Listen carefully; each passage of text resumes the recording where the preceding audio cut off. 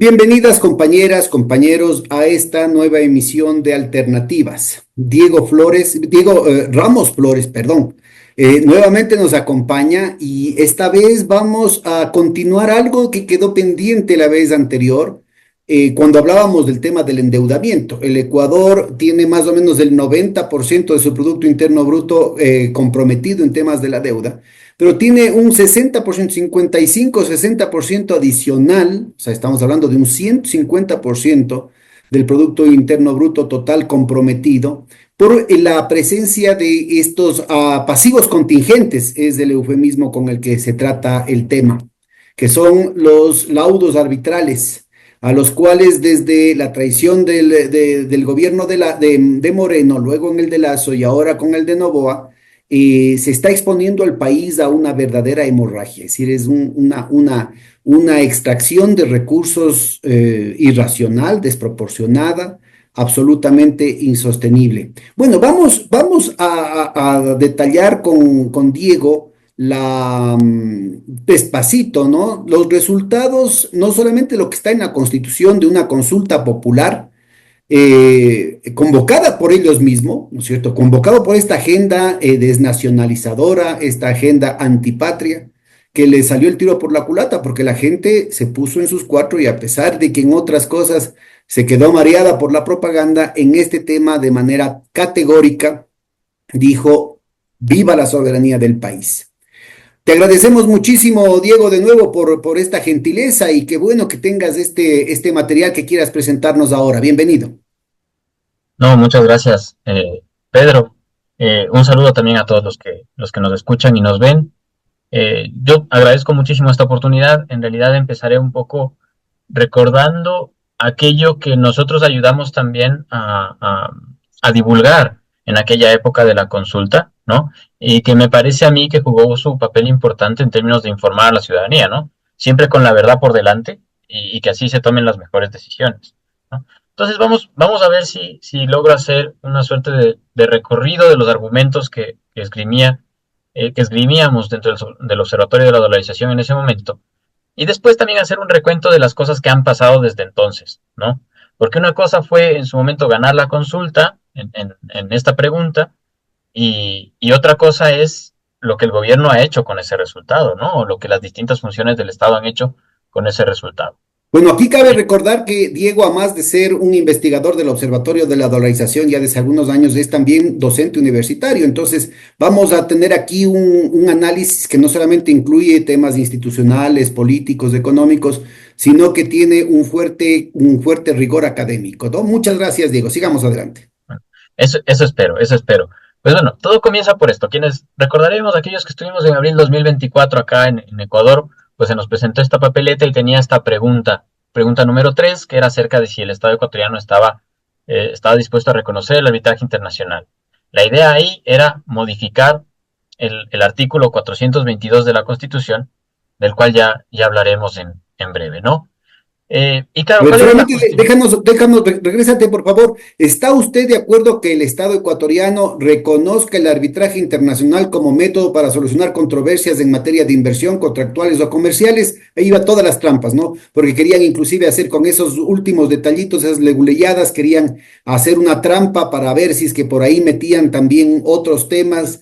Pero el punto fundamental es bombardear la Constitución de Montecristi y lo que es más importante, ceder la soberanía, como ya lo han hecho con el tema de Galápagos, como ya lo han hecho con el tema de SOFA, el tema de las bases militares, la impunidad para los contratistas extranjeros bajo pretexto que están luchando contra el narcoterrorismo, etcétera, etcétera. Entonces es muy importante ubicar que el pueblo ecuatoriano se ha pronunciado repetidamente, lo ha hecho en primer lugar de manera masiva, 82.7% de la votación, al aprobar la Constitución de Montecristi, y luego, además, la Constitución de Montecristi, luego de que los asambleístas de la Constituyente fueron con el mandato explícito, porque ganaron de manera abrumadora correístas y no correístas, ganaron de manera abrumadora con aquellos que venían con el mandato de acabar con la base de Manta, acabar con esta lesión a la soberanía nacional y plantear una propuesta, ¿no es cierto?, que recupere las riendas del destino del país de manera digna y soberana, ¿no? Entonces, yo creo que es muy importante acordarnos de esta pregunta. Aquí el pueblo votó de manera masiva por el no. Vamos. Efectivamente, pero lo que tú mencionas, todos son bajo pretextos, ¿no? Bajo pretextos. Entonces, el pretexto que se había puesto para esta pregunta es que necesitamos atraer inversión internacional, ¿no? Y que por eso necesitamos el arbitraje internacional. Bien, entonces yo quisiera empezar por recordar un poco cuál es la función de la inversión y si es que realmente esto atraería inversión internacional en el supuesto de que hubiese arbitraje internacional para el Ecuador, ¿no? Entonces recordemos cuál es la función de la inversión en la economía. La función de la inversión en la economía es básicamente dos. La una, acumular capital y así aumentar la producción. O la otra, tener mejora tecnológica. Entonces, como vemos ahí ese gráfico, a veces me falta un poco la pedagogía, pero la idea es que podemos acumular capital hacia la derecha. Entonces nos veríamos el movimiento, por ejemplo, en la línea azul. O si de repente ese capital sirve para la mejora tecnológica, saltaríamos a la línea roja, ¿no? Y así produciríamos más y tendríamos más ingreso para todos nosotros. Pero Tenemos todo eso, en el eje horizontal el monto de capital que se acumula y en el eje vertical los resultados en términos de la producción, que en realidad lo que hace el exactamente, capital es aumentar la productividad del trabajo, ¿no? sí, sí, sí, sí. Y con eso aumentar la producción y aumentar el ingreso. Bien, pero eso parte de entender qué es el capital para nosotros, ¿no? O qué es la inversión para nosotros. La inversión en cuentas nacionales o la inversión como la medimos los economistas a nivel de una nación, por lo común se mide con este concepto de formación bruta de capital fijo.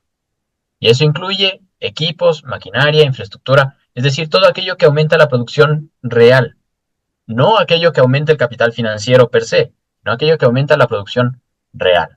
Bien, y se nos contaba que lo que había que hacer era atraer la inversión extranjera directa para aumentar el capital en la economía. Pero fíjense ustedes, esta es la primera cosa que a mí me llamaba la atención. Fíjense, en verde está la formación bruta de capital fijo, o sea, el capital real de la economía, y en azul está la inversión extranjera directa. La inversión extranjera directa nunca es lo suficientemente significativa comparada con el capital doméstico que pudiese existir. Y uno diría, bueno, pero este es en el caso de Ecuador, porque hemos estado más o menos cerrados. Bueno, consideren que esta es una serie desde el 90, ¿no? No es una serie desde el 2006 como para que me digan que es producto de ciertas políticas por ahí, ¿no? En realidad en el Ecuador nunca fue muy importante la inversión extranjera. Y si uno ve la mayoría de países del mundo, en realidad es que esta estadística es más o menos lo común. O sea, en la mayoría de países del mundo, más o menos alrededor del 3%, el 4% de la inversión puede contabilizarse como inversión extranjera directa. No pasa de ahí. Entonces, el efecto Que es por la lo común, barrita chiquita, casi imperceptible que está en la línea azul, ¿no? sí, entonces por lo común es un efecto súper marginal. Pero además es que inclusive no es ni siquiera esa barrita azul, sino que es menos, porque la inversión extranjera directa no es comparable con la formación bruta de capital fija, ¿ya? Porque la formación bruta de capital fija es una estadística basada en lo que los economistas queremos ver en la producción de la economía, en cuentas nacionales. La inversión extranjera directa es una estadística más bien de control, de ver cuál es la capacidad de decisión que tienen extranjeros en actividades económicas del país, ¿ya? Por eso es que Este es un incluye estas punto cosas clave como porque función de mira, adquisición. como bien planteas tú, nuestra formación bruta de capital fijo es un aumento de de las capacidades físicas de producción. Estamos hablando de maquinaria, de equipo, de infraestructura, y eso es muy distinto de lo que aparece en las estadísticas de inversión extranjera directa, que en gran parte es solamente un cambio de propiedad. Es decir, esto de fusiones y adquisiciones respecto a una capacidad instalada que ya fue invertida por alguien más. Es muy pocas veces, ¿no es cierto?, se han dado casos puntuales de inversión extranjera, por ejemplo, cuando en los años 70 hubo la inversión de la Texaco en la cuestión petrolera, pero fue una cuestión puntual y en un momento, en un paréntesis, en el tiempo muy, muy específico. Pero de ahí la mayoría de la inversión es solamente cambio de manos y en muchos casos ni siquiera de extranjeros, sino son de los propios nacionales, ¿no es cierto?, que sacan sus capitales del exterior para hacer los negociados, ¿no es cierto? Fugan capitales y después retornan bajo el nombre de inversión extranjera directa. Precisamente. Y eso no lo decimos nosotros. En un estudio de la CEPAL estaba calculado que más o menos de cada dólar que aparentemente ingresaba con inversión extranjera directa, en realidad solo 34 centavos, un tercio de ese dólar ingresa, se convertía en formación bruta de capital. ¿Ya? Eh, y esto está también corroborado por este estudio de What is Real and What is Not in the Global FDI Network, ¿no? Que es un paper del FMI, ¿ya? Porque reconocen que efectivamente hay muchos problemas en la inversión extranjera directa. Y lo que tú comentabas, o sea, hay estos fenómenos de evitar o de esta contabilidad creativa para evitar ser tributados en los países de origen, ¿no? Pero también hay esta round tripping FDI, que no es otra cosa que el que un nacional desvíe fondos a alguna offshore que tiene en algún país extranjero, ¿ya? Y después utiliza esa empresa offshore para aparentemente invertir como extranjero en el país nacional. Y de esa forma hace que regresen sus propios recursos. Entonces es una inversión extranjera falsa. En realidad es una inversión del propio inversionista nacional que le estuvo escondiendo para evitar tributación. Y por lo común reingresa con ventajas tributarias sobre pretexto de atraer inversión extranjera, ¿no? ¿Ah? Entonces, este es un fenómeno que se da. Entonces, Diego, si la inversión... disculpa, ¿por qué no nos describes con detalle? Me parece que ese cuadro es muy rico, muy revelador. Es por si acaso es del Fondo Monetario Internacional, ¿no? Sí. Lo que nos dice aquí es, toman unos datos agregados para un conjunto de economías en el periodo 2009-2017, que es lo que se ve en el eje horizontal, eh, de inversión extranjera directa contabilizada por ellos. Y dicen, bueno, vamos a ver cuánto de esto es inversión extranjera real. Y esa es la que se encuentra en los cuadraditos grises. ¿Bien? Y dicen, ¿y cuánta de esa en realidad es fantasma, en realidad es falsa? ¿No? Es una inversión extranjera que no aporta a la economía. Y eso es lo que está en estos cuadraditos rosados. ¿Bien? En la línea punteada se encuentra la proporción de la inversión extranjera real, perdón, de la inversión extranjera fantasma sobre la inversión extranjera directa. Y eso llega ya en el 2007 a cerca del 40% de lo que ellos pueden contabilizar. Qué barbaridad. Bien, Oye, entonces, yo creo, sí, discúlpame que te moleste. Regresémonos a la lámina anterior que me pareció un poco rara, a la de las barras de la información bruta de capital. Esa. Bueno, en primer lugar, que nos ubica que aquí, en el caso del Ecuador, la inversión extranjera es tan minúscula, ¿no es cierto? Inclusive después de que se tuvo la base de Manta, inclusive después de que se firmaron los acuerdos de libre comercio, los tratados bilaterales de protección de inversiones, todo eso, se ve que el efecto insignificante de la inversión extranjera no se supera. Pero hay un tema que me parece un poco raro porque la primera parte es muy coherente, ¿no es cierto? A mí me cupo el honor de empezar a ampliar en el 2007-2008, ¿no es cierto?, la participación de la inversión pública con respecto al Producto Interno Bruto, que en ese entonces era 48.000, pasamos de 44.000 a 48.000 millones de dólares. Ahora está en más de 100.000, ¿no es cierto? Justamente porque en la época de Correa se duplicó el Producto Interno Bruto. Pero en ese entonces la formación bruta de capital fijo del sector público llegó a representar hasta el 13.4% del PIB. Entonces pasamos de niveles, como ustedes ven acá, entre 3 y el 5% y llegamos en un solo año, subimos a 13.4%. Y se alcanzó en el 2013-2014 16.6% del PIB, que era muy por encima del promedio latinoamericano. Sin embargo, estas estadísticas de la CEPAL son un poco raras porque desde entonces ha habido una caída realmente escandalosa de la formación bruta de capital fijo, sobre todo estatal, pero también acompañada por la del sector privado, que no se refleja en estos casos, ¿no? Se ven niveles bastante altos que no se compadecen ni con las estadísticas oficiales, digamos, no se compadece con lo que aparece en las proformas presupuestarias, ni con lo que aparecería en los reportes de coyuntura, ¿no? Respecto al crecimiento de la inversión privada.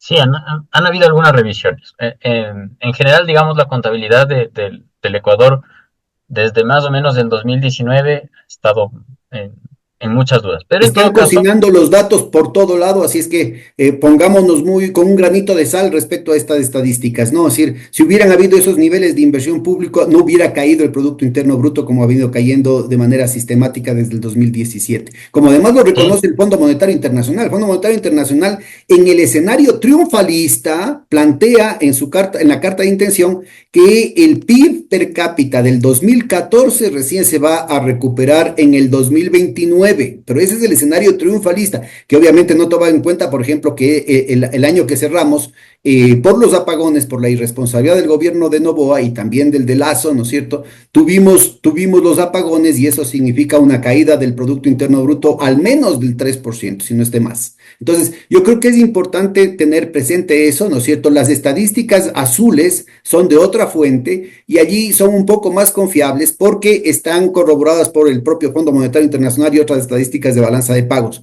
Pero ha habido un sistemático esfuerzo por distorsionar las estadísticas oficiales precisamente para tratar de componer en el papel lo que ha sido un desastre en la economía real, ¿no? Solamente dejemos ese como un señalamiento y continuemos, Diego. sí, pero lo que mencionas no se condice con el crecimiento económico del Ecuador de los últimos años, ¿no? Eh, y bueno, continuemos. Entonces, pero además, bueno, entonces no, la inversión extranjera directa no ayuda a esto de la acumulación de capital como para poder generar una mayor productividad en el trabajo, pero adicionalmente tampoco nos ayuda en el salto tecnológico. Es decir, aquí vemos en dónde es que eh, está la inversión extranjera directa, ¿no? Y yo creo que podemos ver claramente que hay un color que, que concentra, ¿no? La mayoría, que es este color azulito, que es la explotación de minas y canteras, ¿no? Y algo seguido por ahí con lo de transporte, almacenamiento y comunicaciones, que en realidad tiene que ver mucho eh, con telecomunicaciones en su momento, con algunas inversiones que se hicieron para América Móvil. Bien, pero en todo caso está concentrado en sectores primarios, está concentrado en la explotación de minas y canteras, casi todo es o petróleo o minería. ¿Ya? Pero adicionalmente hay no me gusta mucho el Global Competitiveness Index, entiendo que ya está descontinuado también, pero en su versión del 2017-2018, ¿no? Preguntaba a los empresarios si es que tenían esa percepción de que la inversión extranjera directa había traído tecnología al país. Bien, y noten que ahí, eh, cuando Perú estaba en el puesto 62 de 133 y Colombia en el puesto 77, Ecuador estaba en el puesto 120. Es decir, los mismos empresarios ecuatorianos, por lo menos en el 2017-2018, tenían esta percepción de que la inversión extranjera no atraía mayor tecnología. O sea, ayudarnos para un salto tecnológico tampoco nos iba a ayudar. Bien. Entonces, Pues mira, con esto, aclaremos cuál es la trascendencia de lo que nos estás contando ahorita, Diego, porque esto significa, ¿no es cierto?, que estas entradas minúsculas de capital que aportan muy poco en términos de transferencia de tecnología, es decir, que aportan muy poco en términos de aumentar las capacidades productivas nacionales, hacer que crezca el tamaño de la torta. Sin embargo, por el tema de fusiones y adquisiciones, por el tema de la estructura de propiedad, lo que hacen es aumentar la salida de capitales. Porque obviamente toda esta plata significa, ¿no es cierto? Pues además, más aún porque es un tema extractivista, significa que se llevan, por decir alguna cosa, meten 4 reales, ¿no es cierto? O en el caso específico, por ejemplo, de la minería, están exportando 2.000, 3.000 millones de dólares y están dejando en el país 46. sí, 46 frente a 2.000 o 3.000 millones de dólares.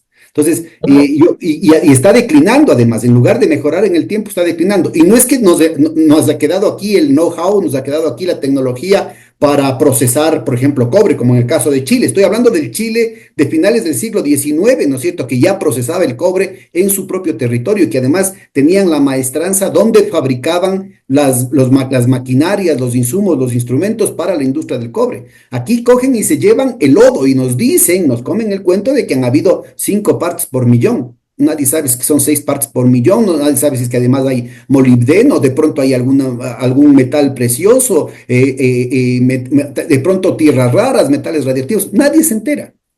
Entonces, mira, yo creo que es fundamental ubicar, aquí nosotros no estamos, entiendo que vos tampoco, en contra de la inversión extranjera, si es que involucraría un salto cualitativo en el tema tecnológico. y fuera una innovación, fuera un aumento de la capacidad productiva o un desarrollo del conocimiento de los ecuatorianos respecto a cómo resolver sus problemas. Pero acá lo único que estamos haciendo es aumentando los problemas porque la contribución al crecimiento es mínima y la plata que sacan es mayúscula. Sí, vamos a ver, porque es aún más, digamos, sí tengo un gráfico que nos permitiría ilustrar un poquito más claro eso, ¿no? Eh, me gustaría también mencionar, esta va a ser una mención muy rapidita, que inclusive hay veces en las que se ha estudiado la posibilidad de que la inversión extranjera esté perjudicando a la inversión nacional, o sea, esté ocupando El lugares que la crowding out inversión nacional podría sería, ocupar. se traduciría como expulsando, ¿no? Sí, el Empujando efecto afuera expulsión sería. crowd out. Ajá. Bueno, hay un par de estudios que son interesantes que lo plantean, por lo menos como posibilidad. Bien. Pero aquí está lo que tú decías, ¿sí? He recogido un poco la estadística de la inversión directa eh, declarada por Ecuador, la entrante, ¿no? En esta línea azul, y la renta por inversión directa, es decir, los recursos salientes, ¿no? En la línea roja. Porque cuando uno va a invertir en un país, pues uno espera obtener renta, ¿no es cierto? Es lo normal, es lo que se podría esperar y está muy bien. Pero fíjense entonces, lo que debemos tomar en cuenta no es solamente los flujos de entrada, sino también los flujos de salida y quedarnos con el neto. Fíjense que sobre todo durante la primera década de los 2000, nuestros flujos netos eran negativos, o sea, salía más plata de la que entraba por inversión extranjera, ¿no? Y empieza a entrar más dinero por inversión extranjera y quedarse más en el país, en realidad a partir de que se denuncian los tratados bilaterales de inversión, que son los que incorporaban arbitraje internacional. Entonces, ¿cómo es eso de que nos cuentan que necesitamos de arbitraje internacional para atraer inversión extranjera directa? Si es que en realidad los mayores montos que se quedaban en el país, pues son a partir precisamente de la denuncia de, eh, de, de estos instrumentos. Pero aquí se ve claramente que los resultados podrían no ser tan alentadores con respecto a la atracción de inversión extranjera directa. Vale Bien, la no sé pena, si quieres es un comentar dato algo. que hay que chequear, de pronto tú estás más actualizado. Brasil durante décadas rehusó, inclusive bajo gobiernos militares, proimperialistas, represivos, torturadores.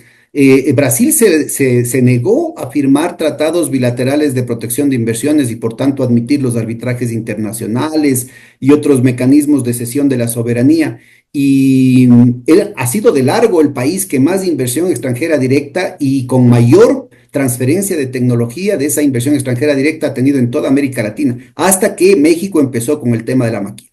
Y en el caso de Brasil, yo creo que ya la cosa cambió con el gobierno de Bolsonaro, pero el hecho de que se hayan hecho aperturas, se hayan hecho concesiones a las inversiones extranjeras, se haya cedido soberanía con el gobierno de Bolsonaro, no significó un aumento significativo de esa inversión extranjera y al contrario, se redujo el porcentaje de esa inversión extranjera que conllevaba un aporte de tecnología. Yo creo que es un elemento muy importante que vale la pena resaltar. No es solamente el caso del Ecuador, que las estadísticas como este gráfico tan decidor nos dicen, nos plantean, están mostrando que es todo lo contrario de lo que nos cuenta esa teoría rosada, ¿no es cierto? De aquellos que favorecen a cualquier interés que no sea el nacional.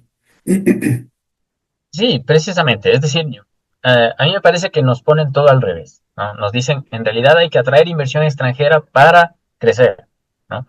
De lo que he visto en varios países, en realidad más bien es que un país tiene que crecer para que haya cierto interés por parte de inversionistas extranjeros para meter sus capitales ahí. Pero bueno, en realidad los flujos de renta de la inversión extranjera directa no son los únicos flujos salientes. En realidad hay más flujos salientes, ¿no? ¿Por qué? Porque producto de los arbitrajes internacionales, el Ecuador ha tenido que pagar laudos arbitrales. Pero no solamente ha tenido que pagar laudos arbitrales, ha tenido que pagar los honorarios de los abogados, que no son nada baratos, para que nos defiendan en esos laudos arbitrales. ¿Ya? Entonces lo que hice aquí fue recogiendo un poquito algunos recortes de periódicos, de información de la CEPAL y del Banco Central, y hago las sumas y las restas nomás. Entonces, han entrado desde el 2000 hasta el 2023 como 16.000 millones de dólares de inversión extranjera directa, pero se han ido en rentas alrededor de 14.000, ¿ya? Por lo cual nos quedamos como con 2.000 millones de dólares aparentemente positivos. Pero sucede que en los laudos que pagamos desde del 2005 al 2018 ya se fueron esos 2.000 y un poquito más, ¿ya? Y los laudos que pagamos del 2021 al 2023 son 590 millones más. Y los honorarios que pagamos son 300 millones más. Qué Y bestia. entonces nos quedamos con un saldo negativo. Ojo que falta también estadística de 2018 hasta 2023, ¿no? Pero nos quedamos con un saldo negativo de más de 1.200 millones de dólares que se han ido por la aparente atracción de inversión extranjera directa y aparente atracción de capitales. Ya, déjame que hagamos una aclaración para nuestra audiencia sobre todo. El hecho de que aquí Diego está tratando estos flujos, ¿no? Como si todos fueran flujos, pero hay una dimensión mucho más perenne, mucho más duradera que son los stocks. Es decir, el hecho de la inversión extranjera, como mencionábamos hace un momentito, hace referencia a un cambio de la estructura de propiedad, asignando a capacidades productivas locales, ¿no es cierto?, a dueños extranjeros que tienen el derecho a perpetuidad hasta que lo vendan, ¿no es cierto?, a reclamar un flujo de recursos para que salga afuera. Es decir, significa un pinchazo permanente en nuestra balanza de pagos, significa un pinchazo permanente en lo que sería el producto, que sería la diferencia entre el Producto Interno Bruto y el Producto Nacional Bruto, el momento en que se sacan todas las rentas que aquí aparecen como renta de inversión extranjera directa, entre otros rubros que salen afuera. Entonces, lo que está mostrando aquí el Diego es que solamente en este tiempo, ¿no es cierto?, ya estamos a pérdida. Pero como los efectos de la inversión extranjera directa sobre la estructura de propiedad les permiten tener un reclamo a largo plazo de la riqueza nacional, pero además hay la posibilidad de que nos pongan más arbitrajes internacionales en el largo plazo, entonces lo que el Ecuador queda es en realidad con un desangre permanente, ¿no? Efectivamente, porque además, toma en cuenta que esos son los laudos habitales que ya se han resuelto, pero nos quedan muchos que no se han resuelto, ¿no? Por ahí había ese recorte de periódico de que había 57 mil millones de dólares en juego. Vamos a ver, no es, en realidad esa no es la cifra, pero tampoco me parece disparatada, pero ya la vamos a ver. En la Proforma General del Estado del 2024 había unos pasivos contingentes por alrededor de 2.400 millones de dólares. Se esperaba pagar eso en laudos arbitrales, entonces imagínense sumarle eso al flujo que vimos antes. Pero eso no es todo. Permíteme terminar con esta partecita, ¿no? Porque en realidad es un riesgo incuantificable, porque solo de lo que se conoce hay 8 a 2024, había 8 demandas pendientes solo en el CIADI, que no es el único Tribunal Arbitral Internacional, ¿ya? Y solo en 3 de esas 8 hay reclamaciones por cerca de 10 mil millones de dólares, ¿ya? Entonces, haciendo un poquito una regla de 3, que sí es un poquito avesado, un poquito arriesgado, pero haciendo una regla de 3, ya solo en esas 8 demandas estarían como 30 mil millones de dólares, ¿no? Solo en el CIADI. Entonces, no sería, digamos, del todo descabellado pensar en esos como 50 mil millones de dólares. Ahora me preguntarán, ¿y por qué no sabemos el valor exacto? Pues porque así funcionan los sistemas de arbitraje internacional con ese nivel de secretismo, ¿no? Entonces es un poco difícil en realidad cuantificar, pero por eso hablábamos en la A anterior ver, ocasión. déjame que te haga otra nota al pie de página, porque buena parte, primero que los tribunales de arbitraje son privados y entonces no se sabe exactamente quiénes participan. Segundo, o sea, no están obligados a entregar estadísticas oficiales y explícitas. Segundo lugar, buena parte de los arbitrajes internacionales, como se sabe de antemano que van a ir en contra del país demandado, nunca los países demandados pueden demandar a los inversionistas extranjeros, así hagan malas cosas, se resuelven en el cuarto de al lado con una negociación. Es decir, antes del arbitraje, de manera secreta, el país demandado paga una porción de lo que sabe que le va a salir el fallo arbitral en términos mucho más onerosos. Entonces, las estadísticas completas, exhaustivas del costo que esto significa para el país van a ser muy difíciles de recuperar de manera completa. Y además, bueno, es parte del secretismo de del CIADI. Tenemos este estudio del 2020, ¿no? Que nos refiere a que existe una, serios problemas con respecto a los costos, con respecto a la consistencia de los A ver, laudos. cuéntanos cómo se lee este gráfico para nuestra audiencia, por favor. Bien, perfecto. Este nada más es un cuadrante con dos ejes. Bien.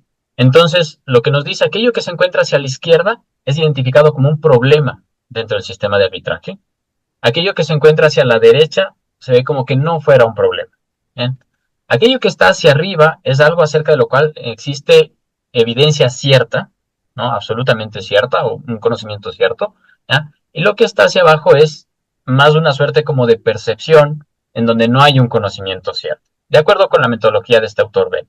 Bien, entonces, lo que se sabe es que existe, digamos, en la parte izquierda superior, uno podría decir, son problemas acerca de los cuales tenemos evidencia cierta de que son problemas. Ahí está la diversidad, porque los árbitros no son diversos, en realidad están súper concentrados en el norte global, ¿ya? Con respecto a los costos, lo que mencionábamos, son abogados tremendamente costosos y hay una barrera, digamos, de poder acceder a este tipo de tribunales. Entonces, claro, hay inversionistas que no pueden acceder por los costos, pero además los estados no es que pueden decidir si acceden o no acceden. Una vez que son demandados, tienen que pagar lo que tengan que pagar para defenderse, ¿no? Y hay un problema también demostrado a ciencia cierta de consistencia en los laudos, lo cual genera también ciertas alarmas acerca de cuáles son los criterios con los que estas personas están decidiendo cuando deciden que un país tiene que pagar una determinada cantidad de dinero, ¿no? Porque no hay consistencia, hay algunas cosas que sí consideran inversión en algunos momentos y hay cosas que no consideran inversión, hay cosas que sí consideran en perjuicio y hay cosas que no consideran en perjuicio, hay cosas que sí consideran atenuantes y que después en otro lado no lo consideran un atenuante, ¿no? Entonces eso, ¿en qué tribunal se puede aceptar eso? O sea, hay un principio de jurisprudencia que ayuda precisamente a que haya una consistencia en las decisiones y que uno más o menos tenga la idea de a qué es a lo que se va a enfrentar en justicia. ¿Bien? Por otro lado, hay dos problemas de los cuales no hay tanta evidencia, pero más que nada porque son bastante subjetivos, pero que sí que son percibidos como problemas. Una es la independencia, ¿no? Existen serias dudas de que los tribunales arbitrales sean independientes, porque más bien parece que favorecen muchísimo a los inversores internacionales, pero no solamente, o sea, aquí recoge como que hay un problema de independencia una vez que llegan al laudo y están las partes ahí.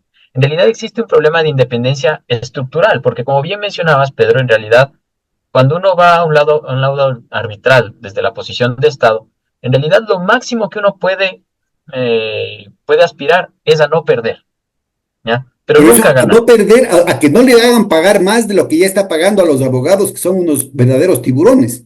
Exactamente, ¿ya? O sea, eso es lo máximo que puede aspirar. Pero nunca puede aspirar a algún tipo de réplica o algún tipo de redenuncia por denuncia temeraria, por ejemplo, eso no existe. Bien, los estados no pueden denunciar a las empresas, como bien lo habías mencionado. Ahora, Y un mira, tú problema, mencionabas hace un momentito un dato que es brutal, ¿no?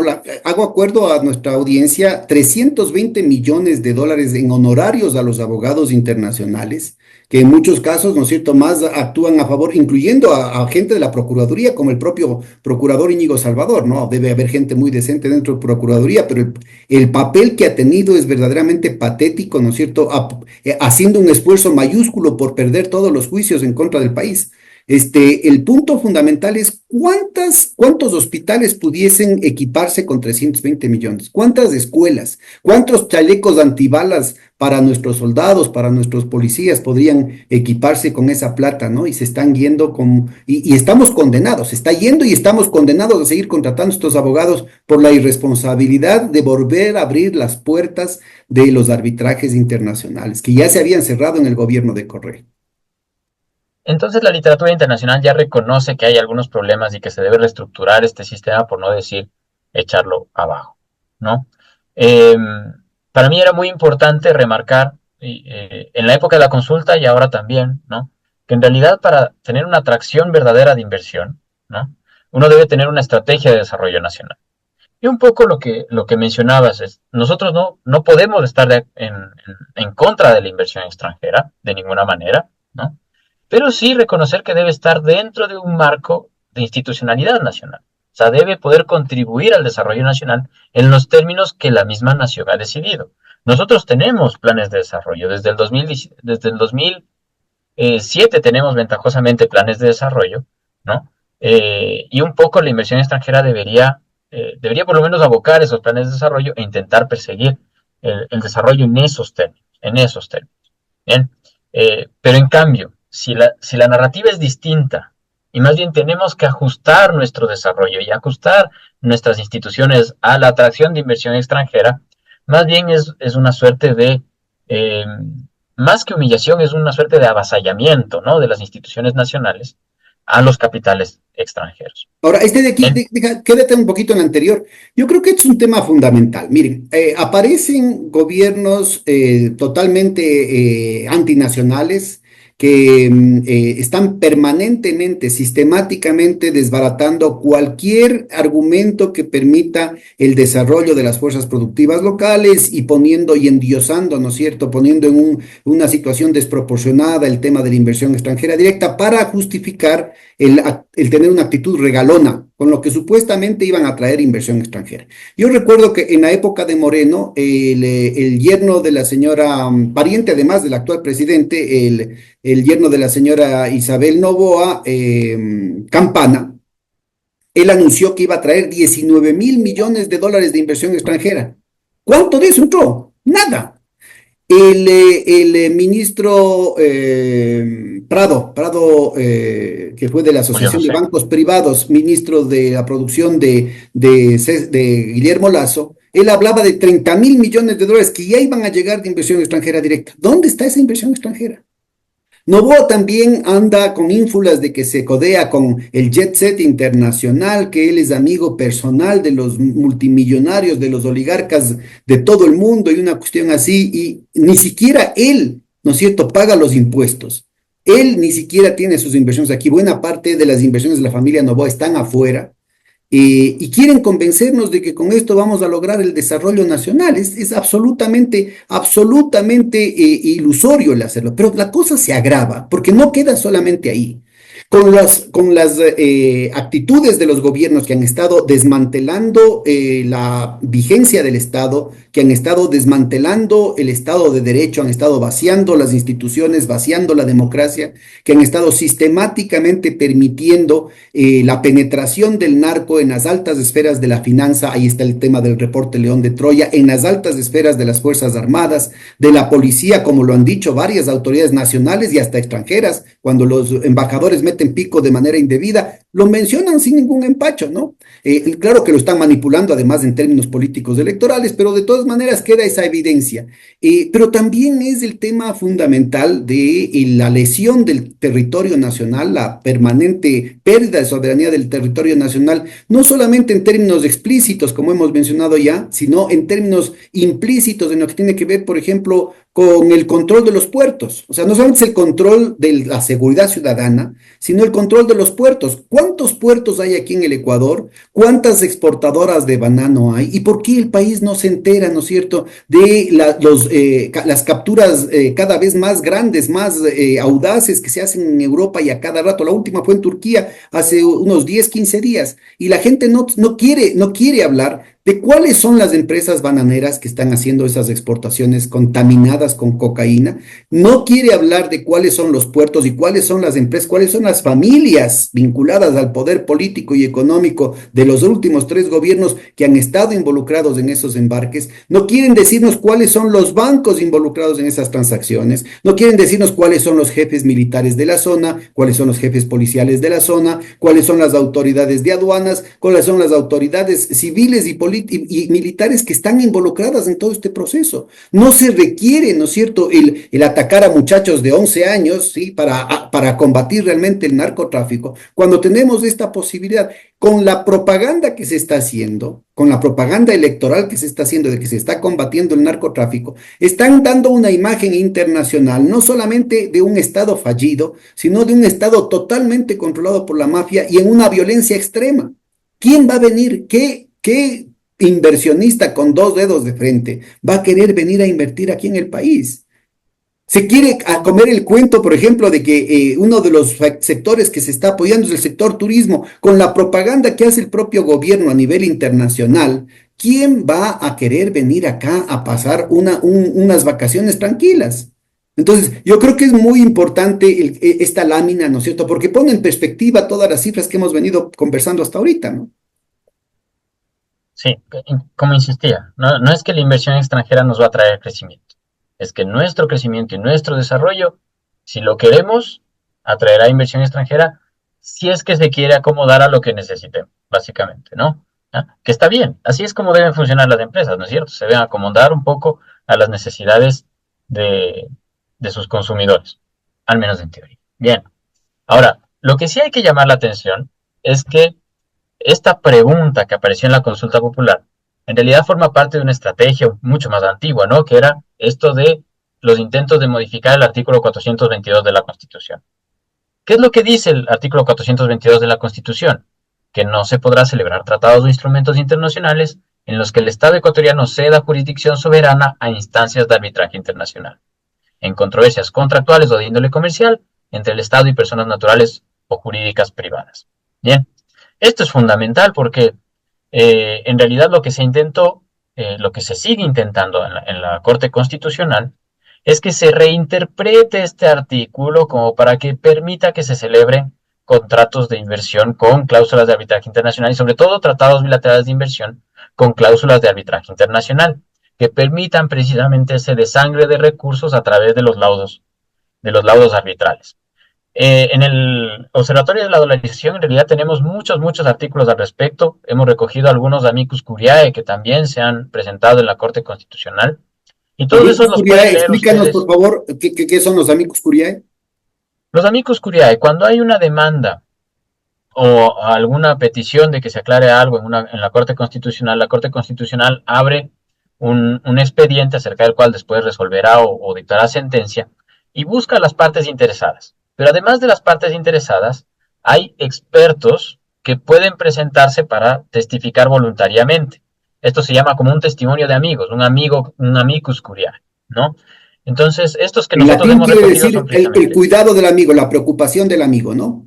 sí, precisamente. Bien, entonces, esto ayuda mucho porque son en realidad muchos expertos que se han presentado voluntariamente y que tienen cierta noción de lo que están hablando. Hay Un muchos llamado a juristas nuestra internacionales. audiencia. Diego está haciendo referencia, ¿no es cierto? Ha participado, de hecho, algunos de los integrantes del Observatorio de la Dolarización, pero también movimientos sociales, también intelectuales y profesionales independientes han presentado estos amicus curiae y han tenido un impacto muy significativo. Hay movimientos sociales que han, a partir de esa participación, ¿no es cierto?, han logrado no solamente movilizar a la gente, generar una pedagogía social, sino obligar a las instituciones del Estado a que actúen con un poco de responsabilidad y de dignidad. Mira, yo creo que es importantísimo el ubicarnos, ¿no? Ya que estamos avanzado en la presentación, me parece que hay que decirlo, todo lo que estamos conversando, ¿no es cierto?, ha sido violado sistemáticamente desde, al menos desde mediados del 2018 con la ley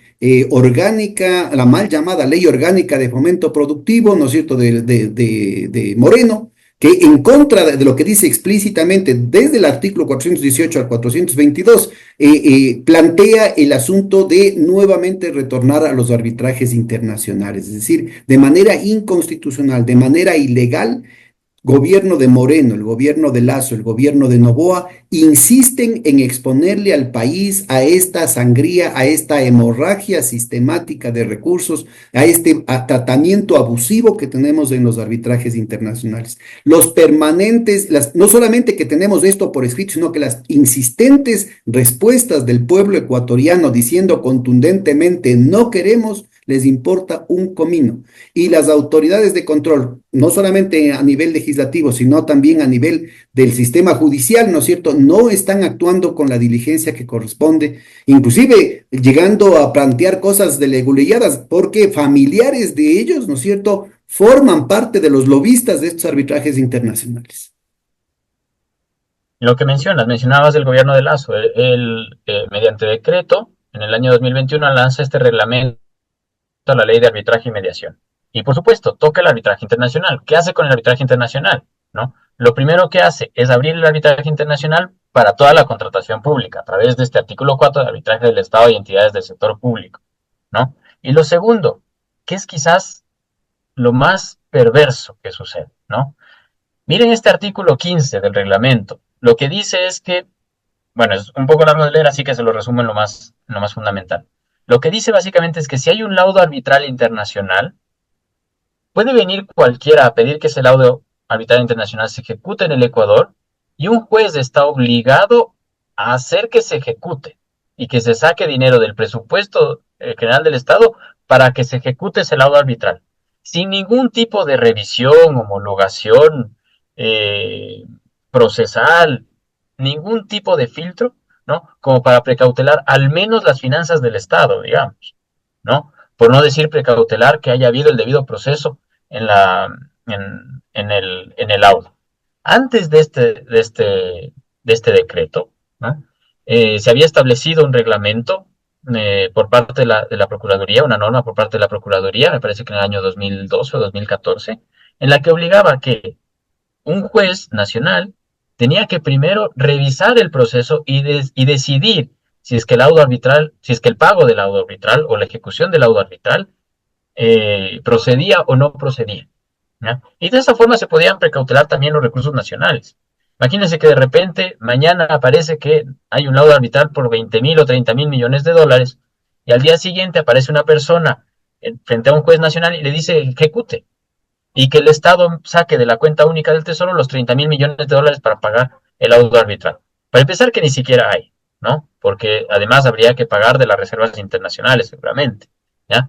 Entonces, es además un artículo inejecutable en muchos de los casos, ¿no? Pero que se incluye aquí y que es parte de los antecedentes acerca de lo perverso que puede ser este Déjame que arbitraje subraye internacional. un par de cositas, porque, y no me puedo morder la lengua, hombre, porque en realidad, mira, en el Código de Comercio, al menos desde la Revolución Liberal, de los cambios que hizo don Eloy, está presente esa disposición de que cualquier laudo internacional tiene que ser avalado por un juez local, primerito.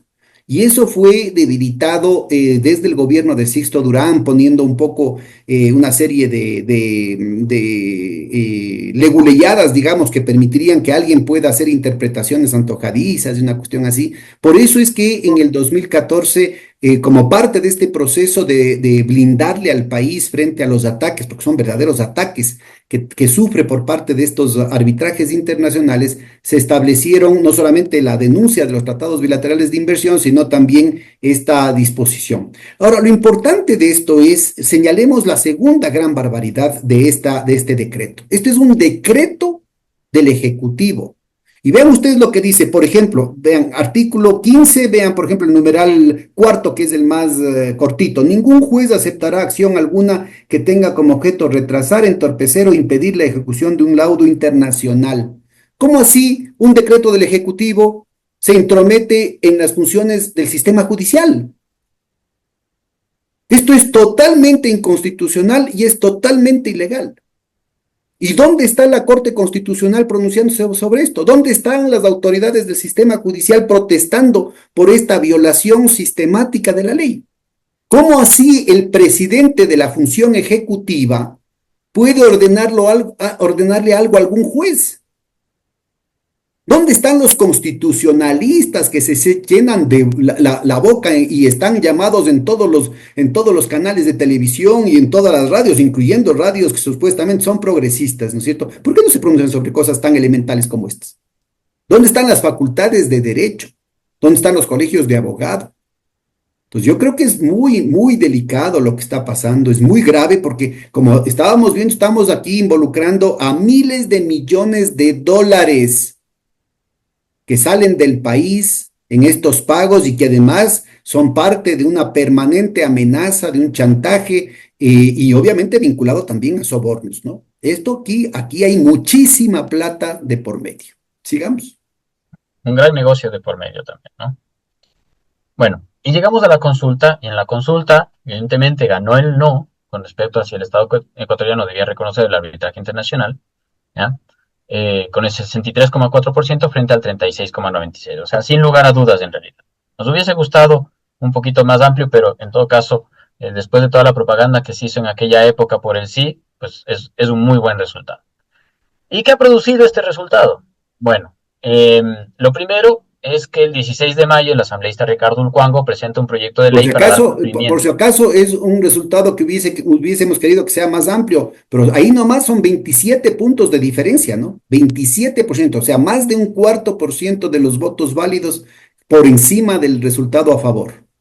Sí, decía, el 16 de mayo el asambleísta Ulcuango presenta el proyecto de ley para ejecutar un poco esta consulta popular entendiendo que eso significaba que también debía restringirse el uso del arbitraje internacional y muchos de los, de los instrumentos del sector público.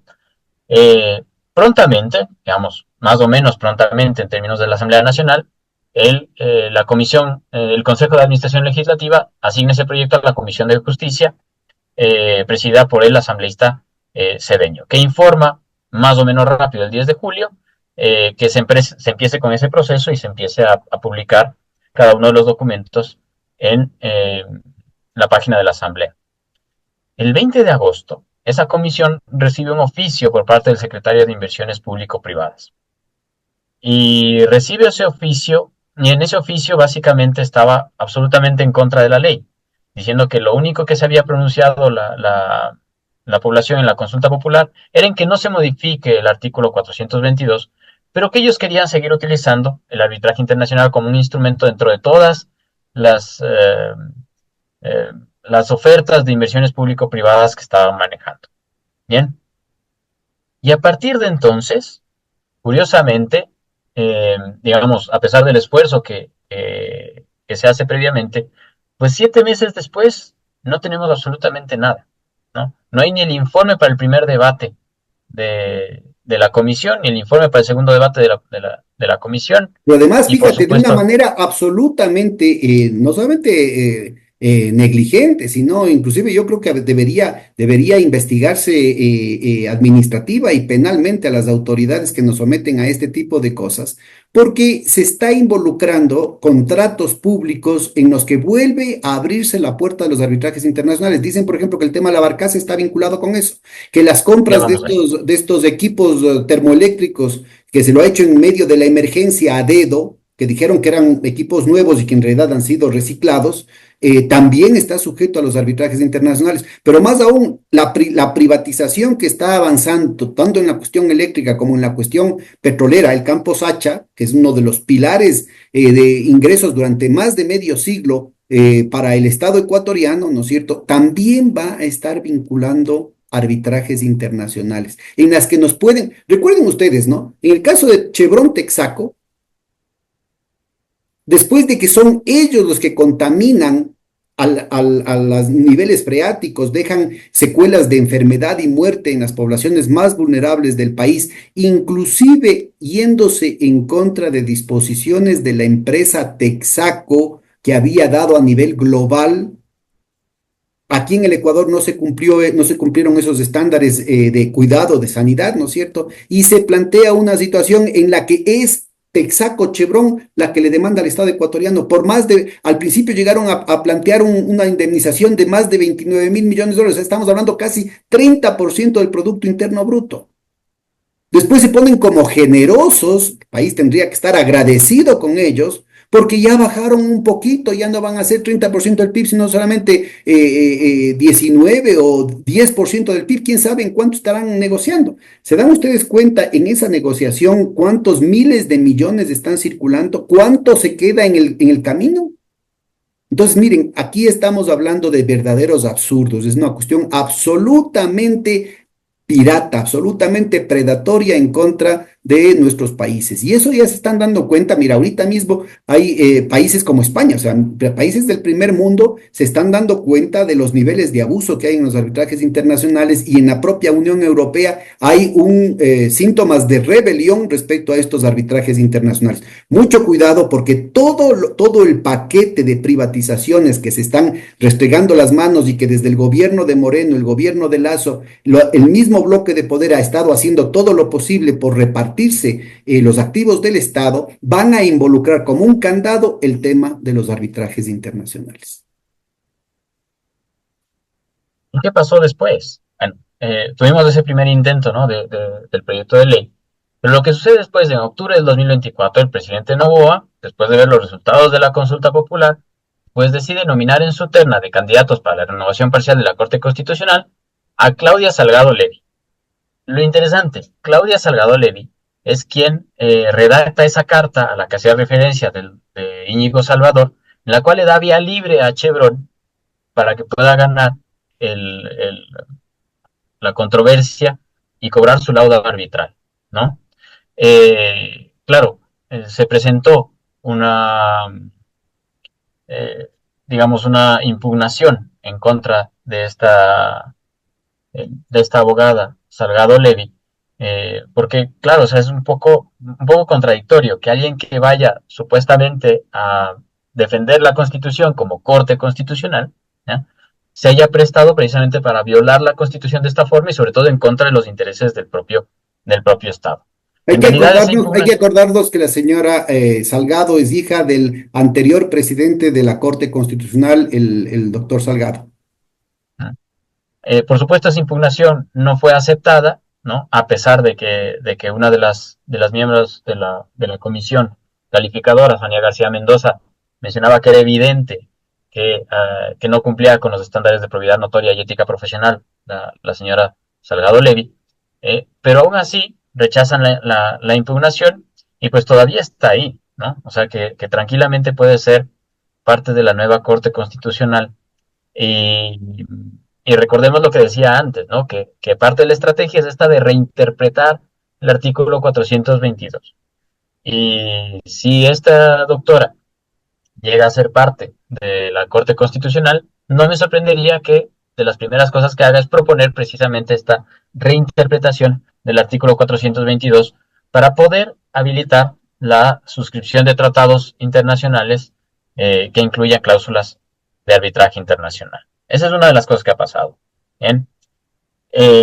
La otra cosa que ha pasado, bueno, yo vi, me llamó mucho la atención, el procurador general del Estado hizo un informe de rendición de cuentas anunciando que había ahorrado 56 millones de dólares al Ecuador en arbitrajes internacionales. Bueno, ¿cómo ahorró esos 56 millones de dólares? Ah, porque había alguien que pedía 129 millones y gracias a que defendieron con dientes, con uñas y dientes al Ecuador, pues ya no pidieron 129 millones, sino que nos pidieron 73 millones. Y como ya pagamos los 73 millones, pues nos ahorramos los 56 millones más que teníamos que pagar. Es un poco lo que mencionabas, ¿no? Cuando se va a un arbitraje internacional, no es que se gana, uno va a lo mucho a perder un poco menos, ¿ya? Eh, y lo dice con total desfachatez, ¿no? A propósito, esto sale en el periódico El Oriente, que es auspiciado por Chevron, uno de los beneficiarios de los laudos eh, internacionales, ¿no? De los arbitrajes internacionales. Entonces, No tiene ninguna vergüenza en realidad, ¿no? y ahora sí, fíjense, lo otro que es interesante de este artículo es que habíamos hablado de que conocíamos que había 8 causas en el CIADI, de las cuales los montos se conocían de 3. En realidad, lo que menciona el procurador es que hay 95 causas procesadas en el 2024, 10 terminaron y 8 ingresaron, lo que significa que estaríamos hablando más o menos de que hay como 93 causas en laudos arbitrales, si es que no estoy entendiendo mal esta noticia, ¿no? Aunque aquí habla de 85 procesos internacionales activos, con corta 31 de diciembre del 2024. Los montos desconocemos, pero seguramente no serán baratos. Y eso se convierte en nuevas obligaciones que tendrá que cumplir el Estado ecuatoriano en el futuro, gracias a permitir que este sistema siga acabando con nosotros. Y si sigue el decreto aquel de Lazo, pues cuando alguno de estos tribunales decida que hay un laudo contra el Ecuador, le bastará a cualquiera de los personeros de estas empresas venir y ningún juez podrá decir ratito a ratito qué está pasando, porque tendrá un decreto en contra y les tocará decir Estado pague. Bueno, Bien. yo te hago de acuerdo lo que mencionaba hace un momentito, era en el Código de Comercio, ¿no? Es decir, que esto de aquí, Código de Comercio es, digamos, el marco normativo que desde la época napoleónica, ¿no? Se ha ido reproduciendo en todos los países modernos, digamos, y parte de la modernización, todos los países con distintos retrasos y con algunos matices. En el caso de América Latina, es evidente, ¿no? Que esto de aquí obviamente fue impulsado por los propios comerciantes, es decir, por el propio capital comercial.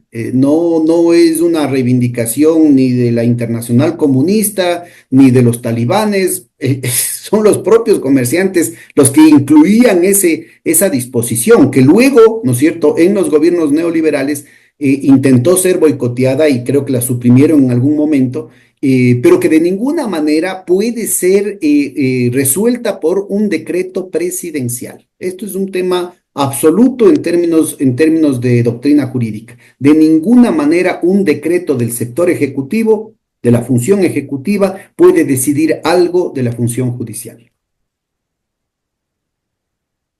Y bueno, ¿qué se nos puede venir? Un poco los temas que ya hemos venido mencionando. Progen es esa empresa que debía traer las turbinas para generación eléctrica, que ha incumplido el contrato, el Estado ecuatoriano demandó una multa por 900.000 dólares, pero nos queda la duda de si Progen, dependiendo de las cláusulas que estén incluidas en ese contrato, pueda acudir a cortes internacionales de arbitraje, ¿no? Y pedir que se le devuelvan los 900.000 y algunas cosas más por daños a sus Recordemos que en ganancias este esperadas. todo es turbio y todo es opaco, porque entre otras cosas el Estado la ministra, sin haber ubicado perfectamente las condiciones contractuales y la seguridad jurídica de la transacción, había hecho adelantos. Y lo cierto es que seguimos pendientes del tema eléctrico, ¿no es cierto? Hubo una mejora en el tema de los caudales, en los caudales que alimentaban las hidroeléctricas, pero todavía los equipos no están instalados, pues. Entonces, ubiquemos la gravedad. Este es un ejemplo, pero clarísimo, ¿no? Del grado de vulnerabilidad en el que le ponen al Estado ecuatoriano, el grado de vulnerabilidad que le ponen al pueblo ecuatoriano. Y como tú dices, una vulnerabilidad sin arreglar absolutamente nada. En abril se nos vendrán nuevos apagones y además seguramente tendremos que pagar si es que sucede este asunto. Y lo otro que nos preocupa y que nos debería preocupar muchísimo y que ventajosamente lo hablaste en una entrevista anterior con Jorge Cáceres, fue esto de la posibilidad de que en la privatización del campo Sacha sea con cláusulas de arbitraje. Es casi un hecho, ¿no? Que si sucede la privatización, lo hagan con cláusulas de arbitraje, porque eso les permite blindar en realidad la privatización que haga. O sea, si meten una cláusula de arbitraje, si un futuro gobierno plantea nacionalizar aquello o revertir aquello, pues el inversionista privado irá a alguna de las cortes internacionales y reclamará que se han expropiado sus ganancias futuras y nos clavará algún laudo que básicamente nos inmovilice, ¿no? En términos de presupuesto y recursos. Bien, seguramente lo harán así, porque lo que quieren es precisamente que no se pueda revertir, y ante la amenaza de un laudo de este tipo, pues es muy probable que un futuro gobierno pues se encuentre muy limitado como para poder hacer algo. Bien. Y lo otro que nos debería preocupar es el acuerdo comercial que están negociando con Canadá, que todo el mundo sabe que atrás de eso está la incursión en la minería, que es algo en lo que es casi el modus operandi de Canadá, que podría incluir cláusulas de arbitraje. Y básicamente se nos armarían los mismos problemas que hemos tenido con Chevron, que Y hemos que tenido además, con y que además Electra. involucra las inversiones de la propia familia del presidente, ¿no? Con este mecanismo de evadir impuestos y de fugar capitales que tienen de instalar empresas en el extranjero. Pero, ahí tenemos algo que se debe mencionar igual, porque es parte de la lucha que hay que dar en su momento, y es que hay un antecedente, y es este dictamen 223TI-23 de la Corte Constitucional respecto al acuerdo de asociación comercial entre la República del Ecuador y la República de Costa Rica, que es el que hace referencia a que en una primera redacción del acuerdo estaba incluido el arbitraje internacional, pero en virtud de que debía cumplirse el artículo 422 de la Constitución, tuvieron que eliminar o replantear esos artículos para que pudiera ser aceptado.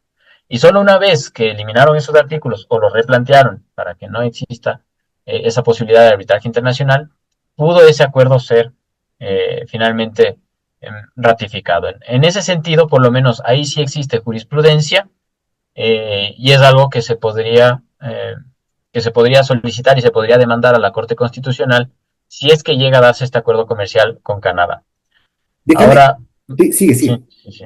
No, decía, ahora, atención, porque claro, si se juega en la Corte Constitucional, pero acabamos de hablar de Claudia Salgado Levy, ¿no? Las cosas se ponen un poco cuesta. Y no es la única, ¿no? Ya hubo una de las integrantes de la Corte Constitucional, inclusive había hecho su tesis a favor de los arbitrajes internacionales, es decir, y forman parte de estos lobbies de abogados nacionales y extranjeros que están comprometidos con ese negocio y con esos negociados. Cuidado, ¿ah? Cuidado, negocios y negociados. Aquí no se sabe de cuánta plata se está hablando, no hay ninguna transparencia. Los árbitros no tienen ninguna obligación de argumentar jurídicamente sus fallos. Los laudos arbitrales pueden ser absolutamente arbitrarios, como, con valga la redundancia. Entonces, yo creo que Es es que no tienen, fundamental que nos demos cuenta del grado de vulnerabilidad. Hay una entrevista anterior que hicimos con Javier Echaide, un jurista argentino de larga trayectoria en este tema, que formó parte de la comisión internacional presidida por Cecilia Olivetti del Transnational Institute, otra importantísima experta internacional de larga trayectoria, de largas investigaciones en este tema, que fueron parte de la comisión que convocó Correa y que presentó algunos de los más escandalosos resultados respecto a esto, pero que nos decían algunas cosas nuevas, a pesar de que está en la Constitución, a pesar de que han habido pronunciamientos específicos del pueblo ecuatoriano para parar estos abusos. Se ha llegado a niveles ya verdaderamente tragicómicos, como el caso de una farmacéutica transnacional que le demandaba a otra farmacéutica transnacional. Y como el juez le dio la razón a la otra, la farmacéutica le demanda al Estado ecuatoriano. O sea que si le daba la razón a ellos, la otra farmacéutica podía demandarle al Estado ecuatoriano. Igual. Y entonces nosotros, entre ellos se pelean y es el pueblo ecuatoriano el que tiene que dejar de tener escuelas, colegios, hospitales, carreteras, infraestructura, bienestar social, tiene que dejar de tener empleo, tiene que permitir, ¿no es cierto?, que haya un estrangulamiento de la liquidez, porque hay que pagar los caprichos de estas transnacionales. ¿Hasta dónde llega el asunto? Vean el nivel de absurdo. Hay una pelea entre dos privados, dicen que se registran como empresas transnacionales y le culpan al sistema judicial si es que no les favorece el juicio. Y entonces es el Estado ecuatoriano que tiene que indemnizarles por cualquier cuestión.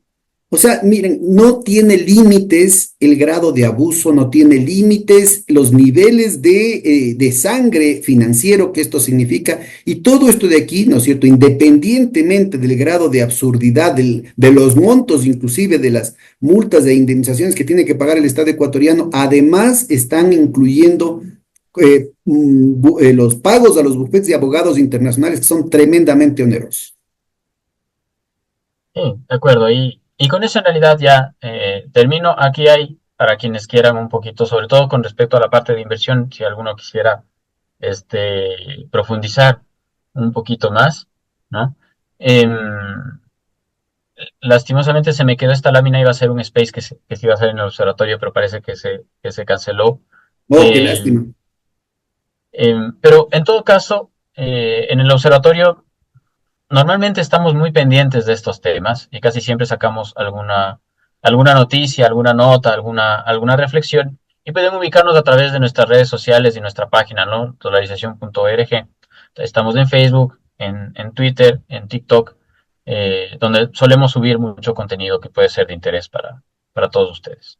Ahora, Diego, cuéntanos, ¿qué puede hacer, por ejemplo, un estudiante universitario, compañeros y compañeras que nos oyen, que son de las organizaciones de base, estos amicus curiae? De pronto, por ejemplo, Plataforma Va por Ti Ecuador ha hecho una espléndida labor, simplemente con oficios que, amparados por la Ley Orgánica de Transparencia y Acceso a la Información Pública, exige de los funcionarios públicos transparencia y que tienen que responder a las consultas que hace la ciudadanía. Entonces, mucho de esto se puede realizar, o sea, muchas de estas fechorías se pueden continuar en la medida en que los funcionarios públicos que responden a intereses antinacionales están amparados por la opacidad, están amparados por el secreto, están amparados por el hecho de que el resto del país no conoce lo que se está haciendo de manera tan, no solamente ilegal, ¿no? Sino también de manera tan inmoral. El país está sometido, vos decías que nos ibas a explicar el tema de los 57.000 millones, pero es la propia Procuraduría la que dice que el país está sometido hasta el año anterior, ¿no? No son datos actualizados. Estaba sometido a pasivos potenciales por 57.000 millones de dólares. Eso, el PIB, para que tener en números redondos, el PIB del Ecuador es poco más de 100.000 millones de dólares y 57.000 habría que pagar. O sea, tendríamos que dejar de comer, tendríamos que dejar de vestirnos, tendríamos que dejar de curarnos para pagar los arbitrajes internacionales. ¿Hasta dónde llega el abuso? ¿Qué podría hacer el pueblo ecuatoriano? ¿Qué pueden hacer los estudiantes, los profesionales, las personas honestas de este país para acabar con esta barbaridad? Sí, lo de la deuda externa palidece frente a las cifras, ¿no? De los laudos arbitrales es tremendo. ¿Qué podemos hacer? Bueno, lo que estamos haciendo ahora, conversando acerca de este tema para que se vuelva más público, lo que hace la plataforma, que es empezar a enviar oficios, pero oficios no solamente a las autoridades, sino que también se puede operar a través de los asambleístas, ¿no? Si usted va a votar por un asambleísta, usted se siente representado por ese asambleísta, pues empieza a mandarle comunicaciones preguntándole que qué pasa con este proyecto de ley del que hemos hablado, ¿no es cierto? O que cumplan también su función de fiscalización, que empiecen a preguntar el texto del contrato de Progen, que empiezan a preguntar cuáles son las condiciones de la supuesta privatización del campo Sacha, que empiezan a preguntar cuáles son los motivos y los informes que permiten que eso se dé, ¿eh? Que empecemos a hablar también acerca de cuál es esta función de la privatización dentro de la acumulación de capital, ¿no? Y creo que con eso se puede hacer bastante en realidad, porque como tú mencionas, gran parte del poder de estas personas proviene del secretismo, gran parte del poder de estas personas proviene de ocultarse detrás de puro pretexto, ¿no? Ir desenmascarando estos pretextos de a poquito es lo adecuado. Y más cerca, pues conversar en casa de estos temas, ¿no? Conversar con su hermano, con su papá, con su mamá, eh, Ahora, si con por sus ejemplo abuelitos. algunos de los compañeras, de las compañeras, de los compañeros que nos están oyendo quisiera colaborar con presentando un amicus curiae, de pronto el Observatorio de la Dolarización puede asesorarles o canalizar sus preocupaciones en torno a cómo articular eso o remitirles a abogados que estén especialistas en el tema y que les permitan vehiculizar ese interés, esa preocupación. Efectivamente, ventajosamente contamos con muchas organizaciones de amigas también, ¿no? Entonces, si hay algunos temas en los que nosotros no podamos responder inmediatamente, pues siempre podemos canalizarlos con ellos, ¿no? Nosotros en su mayoría somos economistas, ¿no? Entonces, de lo que sabemos es de eso, pero ventajosamente contamos con algunas organizaciones que son algunos abogados, otros sociólogos, gente de territorio, geógrafos, Hay que otros, hay siempre otros pueden colaborar. colectivos como Acción Jurídica Popular, Santiago Machuca, que ha estado también en nuestras entrevistas, Priscila Schettini. Hay una cantidad de abogados que están, ¿no es cierto?, cumpliendo. Lo que pasa es que a veces no se alcanzan, ¿no? No se abastecen, están en 10.000 tareas, pero siempre hay estas alternativas. Y yo haría un llamado además a los estudiantes, sobre todo de derecho, a los colegios de abogados, a las facultades de derecho, a que tomen cartas en el asunto, a que investiguen si estamos equivocados, que nos demuestren que estamos equivocados, pero que hagan un análisis jurídico y que formen parte de un debate nacional sobre temas de tanta trascendencia y tan grave. Es decir, estamos hablando que una decisión puede estar involucrando 10.000 millones de dólares de golpe y porrazo. Es decir, ¿de dónde saca el país 10.000 millones de dólares? ¿Cómo hace para pagar, así sea en cómodas cuotas mensuales? ¿Cómo hacemos para pagar tanta plata? Entonces, yo no sé si es que sobre eso también habría una opción que podría definirse, ¿no? No sé, ustedes tienen algún tipo de estudios que hagan cuenta de cuál es el efecto de esto sobre el presupuesto nacional, sobre la reducción del Producto Interno Bruto, sobre la distribución del ingreso, sobre la vulnerabilidad y la fragilidad del sistema financiero aquí en el país. ¿Cuáles son tus apreciaciones respecto a esto? Bueno, lo estamos planteando en realidad. Todavía necesitamos manos para poder trabajarlo a profundidad. Pero claro, es terrible. En realidad, lo que más me preocupa a mí en términos de estos laudos arbitrales es que tú lo comparas con el PIB, ¿no? Pero a mí me preocupa en términos, por ejemplo, de las reservas internacionales, porque cuando se pida que los laudos arbitrales se paguen, nos van a decir, ok, ¿con qué van a pagar? ¿No? supongamos que utilizamos todas las reservas internacionales para pagar, pero hablábamos de un laudo de 10 mil millones de dólares, o sea, las reservas internacionales no nos bastan. Y entonces, ¿qué tenemos que hacer para pagar? Porque no nos van a aceptar pagar con depósitos de la banca comercial, con depósitos del Banco del Pichincha, del Probanco, demás. ¿Con qué vamos a pagar? ¿Qué vamos a tener que vender en el exterior para pagar? ¿No? O qué nos van a embargar en el exterior para pagar. ¿Bien? Y ahí sí vamos a estar tremendamente complicados. Ahí sí no va a haber esquema monetario que resista, no va a haber economía real que resista, ¿no? Eh, y por eso, bueno, retomando lo que mencionaba en la anterior entrevista acerca de la deuda, finalmente es una herramienta de subordinación, ¿no? De sometimiento en realidad, como para que uno termine haciendo lo que estas empresas desearían que uno haga. ¿No? Hablaba de lo de la privatización, la posible privatización del campo Sacha. ¿No? Finalmente se incluirá la cláusula para que el gobierno termine aceptando lo que esta empresa privatizadora allá tenga en mente para ese campo, ¿no? Eso me parece a mí que es en realidad lo más preocupante y sí que podemos investigar un poco acerca de eso. Hay que hacernos el tiempo porque hay muchísimos frentes en los cuales estamos viendo una cosa, otra cosa, pero sí está dentro de lo que nos hemos planteado. Ahora, dentro de los distintos candidatos, son 16 candidaturas, ¿hay este tipo de preocupaciones? ¿Has oído alguna propuesta, alguna preocupación específica de los candidatos en los debates? Yo sé que con el formato de los debates es muy poco lo que se puede decir, pero en general en los planes de gobierno, en las entrevistas que se han venido dando, ¿hay preocupación a nivel de la actual campaña electoral de este tipo de cosas tan delicadas? No, con decirte, yo no he escuchado nada de eso, ni en presidentes, ni en vicepresidentes, ni en asambleístas nacionales, Bueno, que son yo, a quienes ver, más o yo menos. sí le he oído en entrevistas a Leonidas Issa, le he oído al Diego Borja, claro, yo no soy un seguimiento muy asiduo de las, pero también le he oído a Jimmy Jairala, a Carlos Rabascal, su preocupación sobre el tema de los arbitrajes internacionales, sobre el tema de la deuda externa, ¿no? Entonces, yo creo que valdría la pena el convocar explícitamente a una definición, todavía tenemos una semanita, ojalá los candidatos puedan pronunciarse de manera puntual sobre este tema, ¿no? Bueno, veamos, ¿cuándo es el cierre de campaña? Creo que es del jueves o viernes. Ya, hasta entonces tienen para pronunciarse. Pero bueno, se puede presionar. Esa es otra cosa que se puede hacer desde los ciudadanos, ¿no? Presionar para que tomen posición los que esperan su voto. Una última pregunta. Tú ponías un signo de interrogación sobre la cifra de los 57.000 millones que presentaba la Procuraduría como monto probable de los pasivos potenciales ante estos arbitrajes internacionales. ¿Cuáles son tus comentarios o cuáles son tus dudas?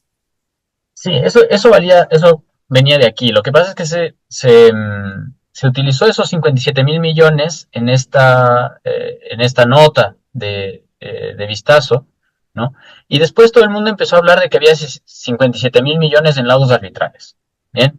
Después, cuando uno se iba a los informes de Contraloría, encontraba que había 57 mil millones en el contingente actual, que 43 mil millones eran de patrocinio nacional y 14 mil millones por asuntos internacionales. ¿Ya? Pero claro, reducir esa cifra a 14 mil millones, considerando en cambio lo que tenemos a la derecha, que es que en esas tres demandas ya sumaban nueve mil novecientos Claro, ochenta y ya seis está. millones, Y o ahí no sea, está incluido el tema de Chevron Texaco, ¿no? claro, y además contemos lo que leía en la última nota, o sea, que en realidad hay 85 procesos abiertos, Claro. ¿ya? O sea que es Entonces, mucho mayor de los 57.000. a mí, digamos, no podría decir con Porque certeza, verás, aquí está pero no me casi parece 10.000 descabellado. millones, más lo de Chevron Texaco, que son al menos otros 10.000 millones, ya estaríamos superando los 14.000 millones que plantean acá. Ese Claro, ya absolutamente. estaría desmitificada o desmontada esa mentira, ¿no? Sí, sí, absolutamente, absolutamente, ¿no? Es decir, no sabemos cuánto es, pero 57 mil millones no me parece descabellado, o sea, me parece que podría ser tranquilamente más, ¿no? Por eso ponía eso en duda, más que nada porque cuando se hablaba de esta consulta popular, era una cifra que la soltaba muy, muy fácil, ¿no? ¿Ya? Pero sin hacer este tipo de precisiones. Y a mí me parece que sí hay que hacer este tipo de precisiones, porque después pueden salir unos montos mucho más altos, ¿no? y no habría Es que faltar a realmente eso. una amenaza brutal sobre la estabilidad del país y sobre el bienestar de los ecuatorianos, ¿no? Ojalá que en esta campaña electoral se logren hacer definiciones que permitan recuperar la soberanía. Algunas últimas palabras para cerrar la sesión, Diego? Nada, ¿no? Que estamos al servicio, ¿no? De la ciudadanía, buscando contribuir con este tipo de aportes. Ojalá podamos seguir investigando este tipo de cosas. Agradecerte muchísimo a ti, Pedro, por el espacio, por lo que vienes haciendo, por las entrevistas que se han venido dando contigo de tan distintos actores y tan importantes. Y, y ojalá podamos estar de vuelta, de vuelta. Y muchísimas gracias también a todos quienes nos han escuchado, a quienes han tenido un poquito de paciencia con esto que hemos querido contarles. Y ojalá les sirva para conversarlo en sus casas, con sus amigos, con las personas de confianza, ¿no? Darles también argumentos para que puedan defender la verdad. Muchas gracias, Diego. Y a nuestra audiencia les remito a las entrevistas que hemos tenido, la anterior con Diego, pero también con Alejandro Olmos, la que ya mencioné con Javier Echaide, que creo que son fundamentales para ubicarnos en eso. Y de manera muy puntual, lo que hemos mencionado con Jorge Cáceres, con David Almeida en torno a la privatización del sector petrolero. Muchas gracias y hasta la próxima.